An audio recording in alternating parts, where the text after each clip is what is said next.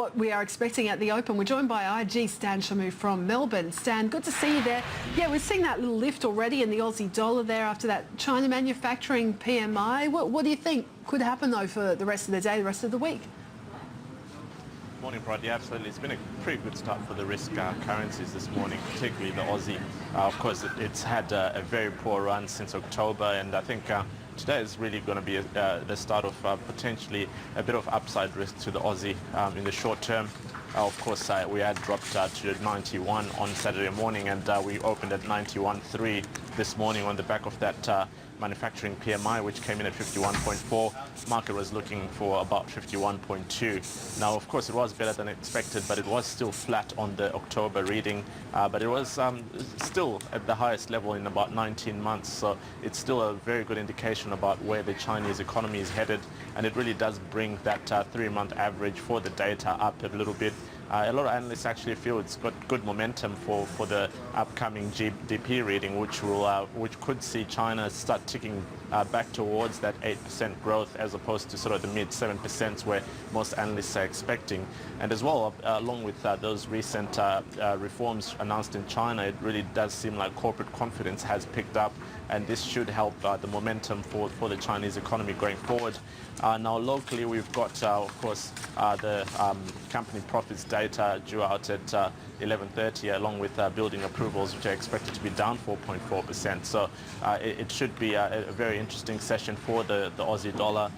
In the minor readings, the ones that don't really drive sentiment that much, we've got MI inflation expectations due out this morning as well before we get the major releases at 11:30. So that should be that should help to set the tone for the Aussie until we get the China HSBC final manufacturing PMI reading at 12:45, which is expected about 50.5. So that's not expected to change much from the preliminary reading. So it hopefully doesn't affect sentiment too much going into that data drop from tomorrow, where we get the retail sales, current account, and of course the RBA rate decision.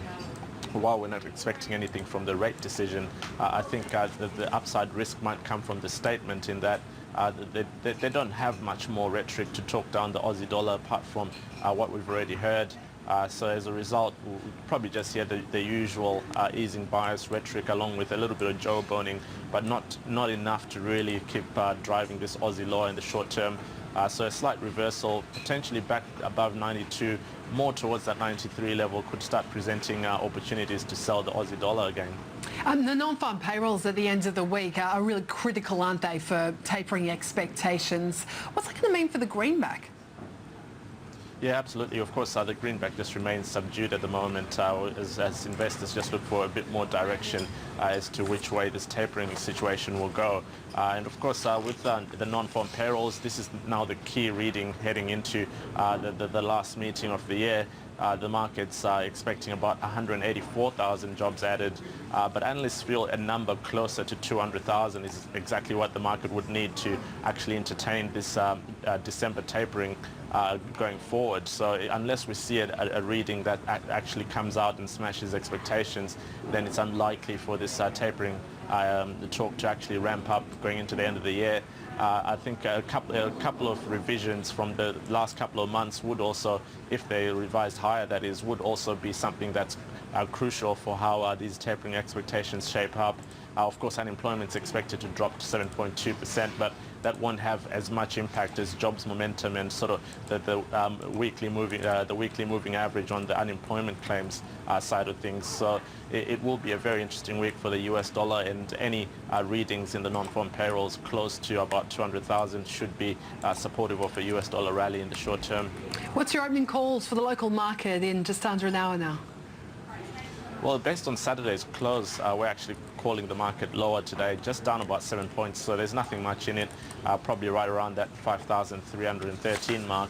But of course, with the slight bounce in the Aussie dollar and risk currencies following that China PMI reading, then perhaps we could see some of these resource names get a bit of a kicker at the open. Get well supported by some of the positive momentum coming out of China.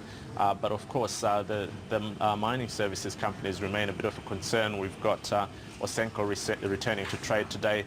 They managed to raise some funds at about 70 cents a share, which is about a 34% discount to their previous trading price. So that's going to be a concern. I mean, we saw Forge sharply sold off last week as well on similar sentiment, and this could actually impact the rest of the mining services space. So I think that's the key sector to watch today, and of course the sentiment or perception of where China is headed, along with the mining investment cycle, that will be the key. Those will be the key factors for the mining services companies going forward. Of course, GrainCorp will be something interesting to watch as well after that move on Friday, and news that their CEO is stepping down. They're always something to look out for a bit of news, and of course sentiment around investment in Australia, and of course how receptive or unreceptive we are towards foreign investment. All right, yeah, as you said, plenty to watch out for. Thank you so much for that, Stan. Chat to you through the day. Cheers, Brian. Stan Shamu there from IG.